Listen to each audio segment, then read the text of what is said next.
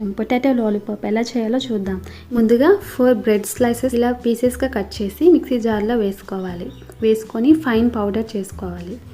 2 potatoes boil చేసి ఇలా mash చేసి బౌల్లో యాడ్ చేసుకోవాలి. 1 కప్ బ్రెడ్ పౌడర్, మనం రెడీ చేసుకున్న పౌడర్ యాడ్ చేసుకోవాలి. సన్నగా తరిగిన ఒక ఉల్లిపాయ, సన్నగా తరిగిన ఒక పచ్చిమిర్చి, అల్లం, తరిగిన కొత్తిమీర, కరివేపాకు, 1/2 టీ స్పూన్ కారప్పొడి, 1/2 టీ స్పూన్ పసుపు, 1/2 టీ స్పూన్ ధనియా powder, 1/2 tea spoon chaat masala, 1/2 tea spoon garam masala, రుచికి సరిపడా సాల్ట్ అన్నీ వేసిన తర్వాత బాగా కలిసేలా బాగా మిక్స్ చేసుకోవాలి. చేతికి కొంచెం ఆయిల్ అప్లై చేసి చిన్న చిన్న ముద్దలుగా తీస్తూ లెమన్ సైజ్లో రౌండ్ బాల్స్ చేసుకోవాలి. అన్ని బాల్స్ ఇలా చేసుకొని పక్కన పెట్టుకోవాలి.